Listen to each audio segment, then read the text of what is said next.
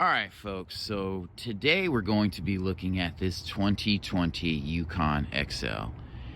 And quite honestly, I want to look at this because I thought this was I thought this was maybe a 2018, 2015, because this is a 2021 Denali 1500 XL or XL 1500 Denali. These things are kind of like night and day to me. And I just did a video on this one and it's super luxurious. It looks super good, but this kind of shows you what difference a year can make in a vehicle and also trim. I mean, if you told me this was a 2015, I would believe you. It's kind of weird how, anyway.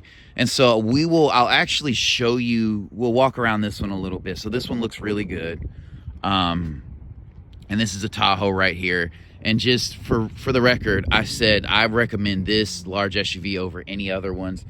This QX80 used to be my favorite, but its use of space is not great.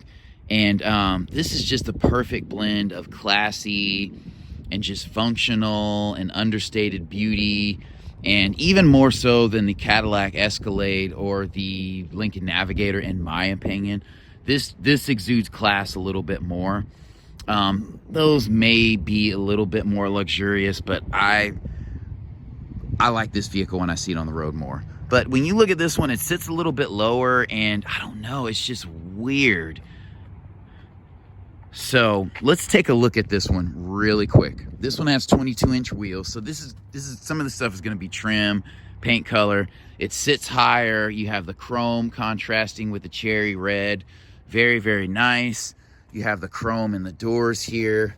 Opening up this vehicle, like the cabin looks spectacular. It is like a deep, kind of dull brown color, but just looking inside, you know what time it is. We'll back up. There are screens in the back here. Sorry, the lighting's not great in there. It is a dark interior, but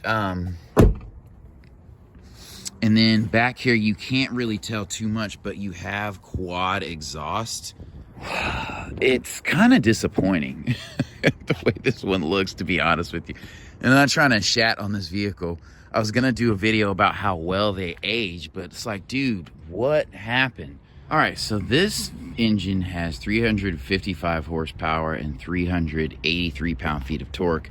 It's a 5.3 liter engine, and it has a 6-speed automatic transmission. That one has an 8-speed. It's a 6.2. But I mean, that's decent enough power. You're not going to get great gas mileage. But what I will say is that the airbox here is a nice touch, and the battery here, you can't imagine how good it feels when you actually have to change those and you pull into the garage. And it's easy to do. It's 6 bolts, or you flip off a cover and you can change the airbox. I don't know why I'm pointing over here. The airbox is right here. But yeah, this is a good engine, and like you can see the engine stops there, so it sits right on the axle, which I love. That helps. These vehicles are much easier to maneuver than you might think. I was on a trip with my family in Boston, I think 2022. We had like a Suburban that was that same year, and it was nice. It was easier to drive. I mean, it's still a big vehicle, but very, very nice. I'll step back. But yeah, this vehicle looks older than it is. This is a 2020. It's weird. I don't know if it's a fleet style, but you know, I don't usually lament smaller tires, but, you know, there's a good amount of rubber on these. These are 18-inch wheels, which is kind of small for a Yukon XL. My Jetta has 17, so this SUV is a lot bigger and it has 18s, just for reference. So, stepping back to the back of this vehicle, I mean, this is a pretty traditional GM look on this vehicle. Like, it doesn't look bad. It says Yukon XL on the back. We'll go ahead and pop this guy. It is an automatic tailgate, so you know, we're not playing with dinosaurs here. But on the XLs, you do get quite a bit of space, in my opinion. So we'll raise these seats up. Even though this isn't a Denali, you do have that seat function. And this is still a great amount of space. And go ahead and watch my Yukon, the 2021 Yukon Denali vehicle, just to kind of compare and contrast. It is insane how different these vehicles are as far as feel goes. We'll go ahead and step inside. And so this is a dark interior. This is a dark gray interior. Stepping in, you see the kick plate here. It looks good. You don't have automatic running boards, but you do have a running board here. So when you step up, it's not bad. So Pop and Gma can get in. The lighting is not great in here. I apologize. This is the look of the cockpit. And I mean, honestly, if you told me this is a 2015, I believe it. You know, the screen, you know, definitely looks like 2018, not super old, but you can tell you're not in a luxury vehicle. All right, ladies and gentlemen, I'm still going to post this video, but I'm going to jump in and apologize mid-roll because I was way too hard on this vehicle. There was a refresh in 2021, and they did a lot of things to improve the vehicle. And I went from a very high trim to this vehicle, and I'm being very harsh on it. This is a great vehicle. Now let's jump back into the video. The doors open wide in these vehicles, so they're a very nice touch. I personally would get a Chevy Suburban over a GMC Yukon unless I'm getting the Denali, just because I feel like you're gonna pay a little bit more of a premium for nothing, essentially. So the doors feel very solid when you open and close them. They open wide, so if you're a bigger person, you don't have to kind of squeeze in, and the step up is easier. You know, with that there, you have your faux wood inlay in here, scratchy plastic. You have your soft touch here and there. This is an automatic window, nice thick window. You have matte pockets here. Again, you have heated seats and you have all the charging options you could possibly want. So the iPad will stay charged. You have a pocket there for the iPad. I know in some of these vehicles you could flip this open, but you can't here. You know, you have the hump. This vehicle does have 4-wheel drive, so there are some amenities and options in here, but it definitely feels like a Suburban and not what I assigned to GMC. But the utility is here. Like, these grab handles are in a great place. You have, you know, these right here, these vents, LED lighting galore. So even your storage lighting back there is LED. And then sitting back here, like, it's easier to get back here through this little pass through. Now, if you're not spry, it's probably going to be a hassle. And if you have to sit in the third row and you're not spry, the middle seat's going to be best because you can kind of extend your legs. There's not a ton of leg room back here. Got to be honest with you. Sorry about the lighting. You don't have any charge port options. You know, this window does give you some visibility, but it's mostly behind you. You have a cup holder here. You don't have matte pockets here. In the Denali, you can slide the seat forward, whereas this seat just goes down and flips up. But again, you still have very nice touches in this vehicle. So let me show you.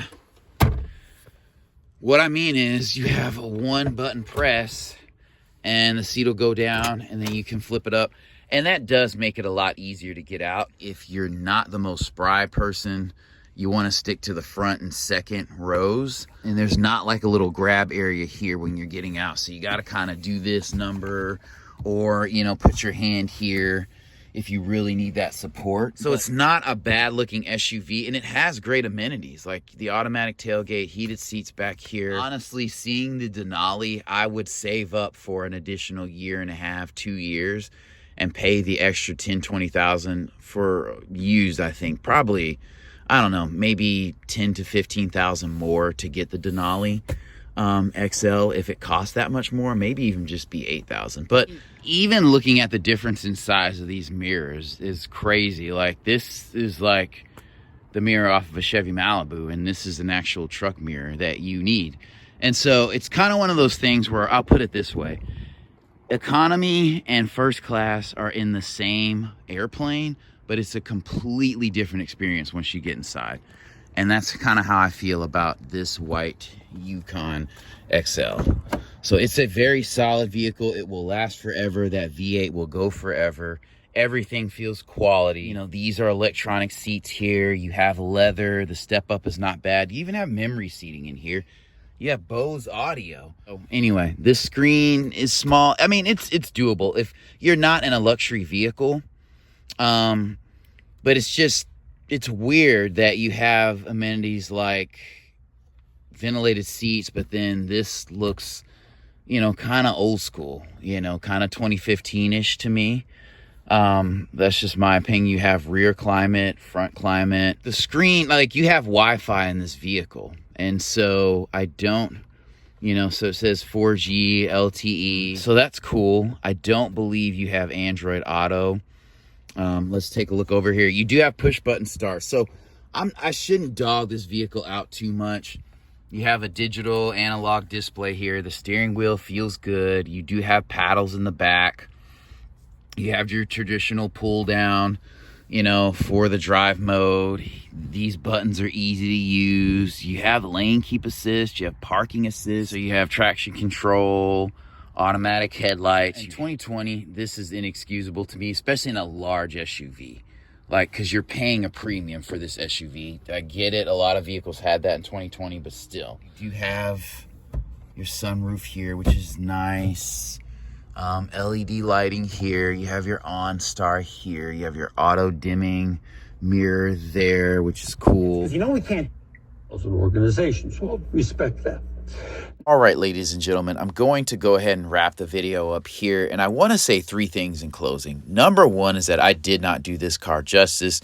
And like I said, I was super, super harsh on the vehicle. I was coming from a much higher trim level, a nice refresh done by GMC. So I have to say the GMC Yukon is a very, very solid vehicle, an American classic, really.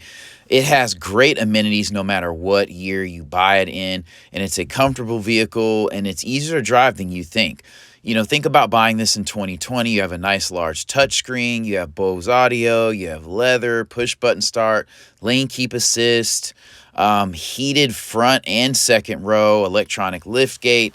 So the list goes on and on. So this is a very solid, high quality vehicle, and it is luxurious.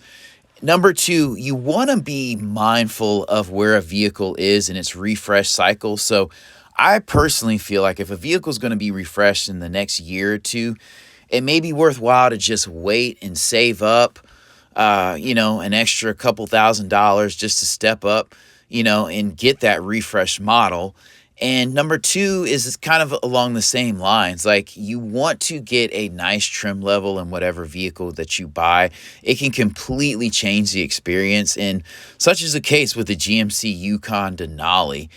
I mean, it's a whole different world. Like I was saying earlier, flying is a luxury in and of itself.